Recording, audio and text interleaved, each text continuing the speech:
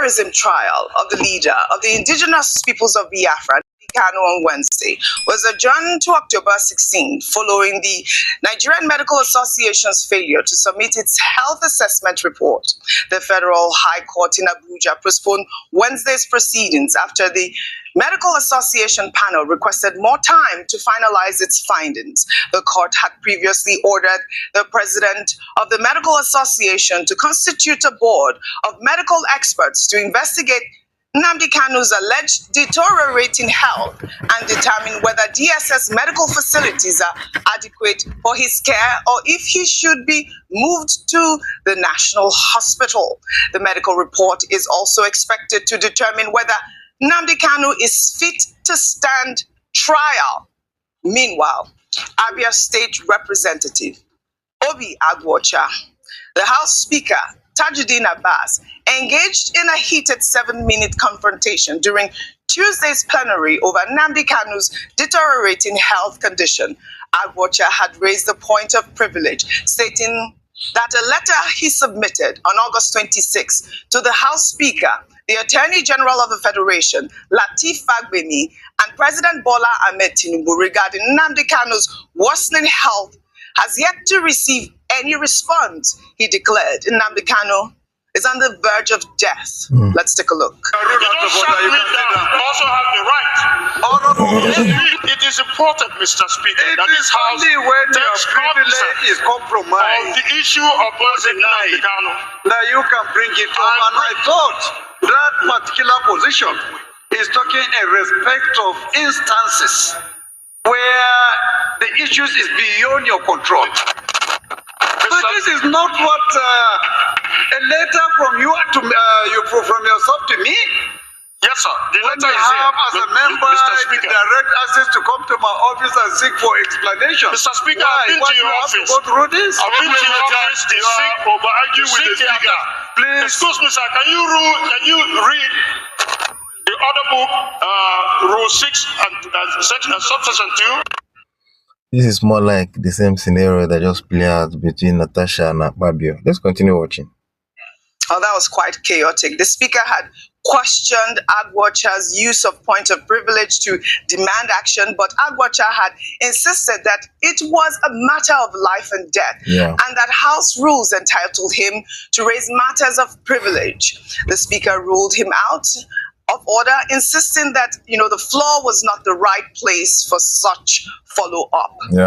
Well, the House of Representatives now scheduled to debate the motion concerning the urgent medical intervention for Nnamdi Kanu this week, following the point of order raised by Obi Agwocha seeking urgent action on the matter. Well, Deputy Speaker Benjamin Kalu intervened, assuring that the matter would be properly presented and heard by the House. Nnamdi Kanu has been in DSS custody since being extradited from Kenya in June 2021 and faces terrorism charges. Courts have repeatedly declined requests to allow him leave custody for medical treatment, despite growing calls for his release from Southeast stakeholders. Meanwhile, activist Omoyele Sowere has challenged Labour Party leader Peter Obi, Anambra State Governor Professor Charles Chukwuma Oludo, Governor Alex Oti, and other Southeast leaders to march to Aso Rock for the release of Nnamdi Kanu.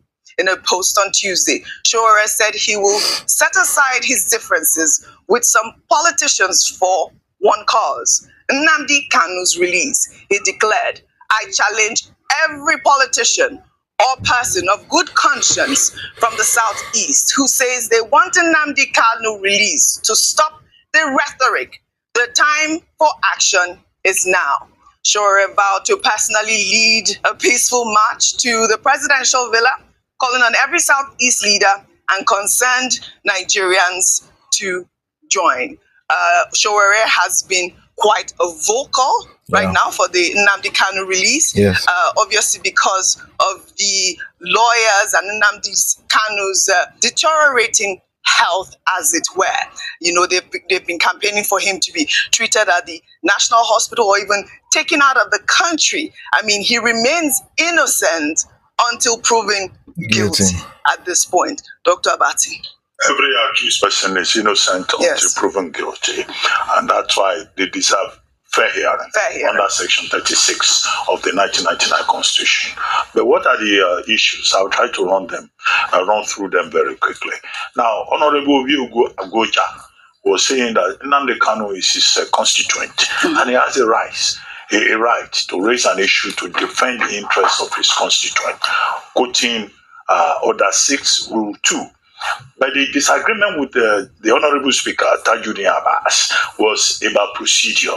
But it's just as well that Honorable Benjamin Kalu has also intervened, and now the House, will still take a look at that matter, as Abbas insisted that due procedure should be followed. However, the issue has two legs to it. There is a political side that the Nigerian government has been dealing with. People from the East, interested parties like Sowere, saying that, look, you have to deal with this issue. It's not just law, stricto sensu. You can find a political situation, and there are leaders from the Southeast who have been saying a political solution is a better option. Now, the Buhari administration did not take that option, saying that the matter was before the courts. Now they are also approaching the Tinubu administration to find a political solution to the matter of Nnamdi Kanu. Well, whether President Tinubu would take that advice or not remains to be seen. There are persons who have been saying that even with the aggressiveness from ADC and the opposition, maybe to win votes in the Southeast, President Tinubu should just release Nnamdi Kanu, because that may translate into a political game. But it's up to the government of the day to look at that matter. After all, the Attorney General of the Federation has the powers under any case of this nature to enter in nolle prosequi. But that's politics. Now, as for law, the matter was before the Court of Justice James Omotosho. Nnamdi Kanu's lawyers had filed a no-case submission. But Justice James Omotosho decided in the last sitting on the matter that, in fact, there is a prima facie case that has been established by the prosecution that Nnamdi Kanu has to answer. If the no-case submission, appeal had worked, now the case will have been thrown out. Right. But the position in the law court is that no, there is a matter to be addressed.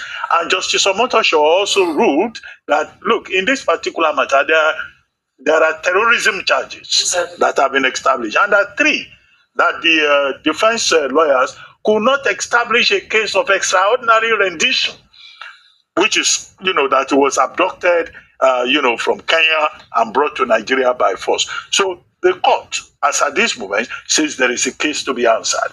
Secondly, Justice James Omotosho also said the NMA should form a committee on this matter of health to look at the condition of Nnamdi Kanu. And that matter, the NMA couldn't finish its work within the time frame given. Right. Now, the matter has now been adjourned, I think, till October 16. So you have two issues to it, the politics of it, the legal part of it, and there's a third leg that is now being suggested by Omoyele Sowere, that leaders of thought, leaders of conscience in the Southeast, like Peter Obi, like Governor Oludo, should carry placards and go and demonstrate in front of Aso Villa, where the practicability of that remains to be seen, because these are stakeholders in their own right. I don't know whether Mr. Peter Obi will want to carry placards, and whether a governor will go and carry placards and march. He's going to the he's going to.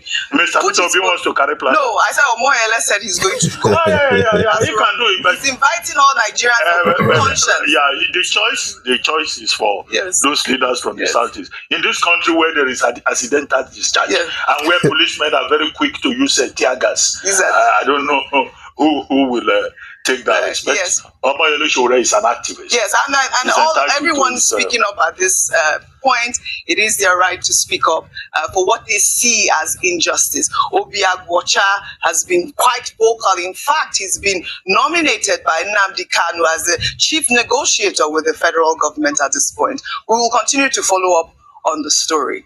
Well, all right. Let me just chip in a little here. Um, we all know that this matter has driven for a very long time.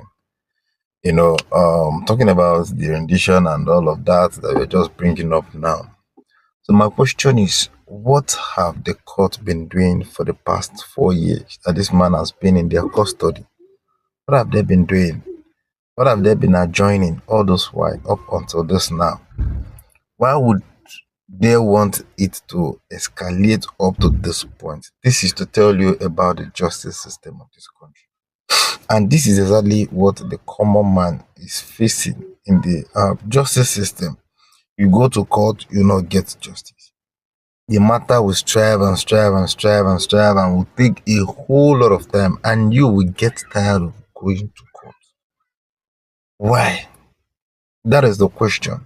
Why will it have to take that very long? And you do everything, and then at the end of the day, you'll be very, very much tired before you will not get response. This matter has taken quite a whole lot of time. I really want to commend Omo Election for bringing up, this drive. I mean, pushing this up.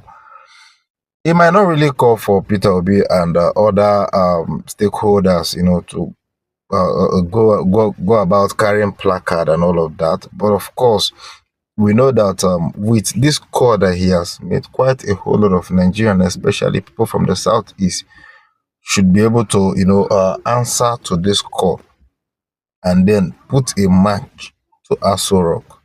And let's do a peaceful protest. Since the court is not giving us justice, since the court is not giving justice to this has taken quite a whole lot of time, which is not supposed to be.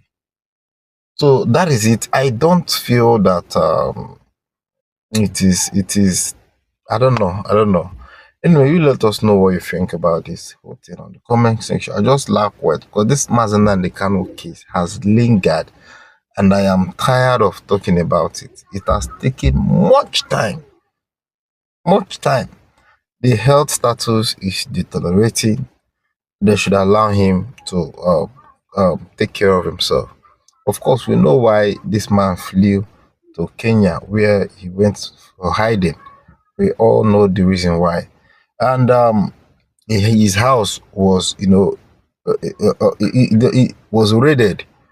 We saw how everything was turned upside. The videos and everything is on the internet.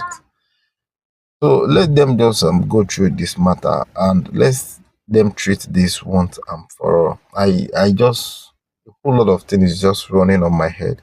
I don't just know where to place it. Anyway, share your view with us in the comment section.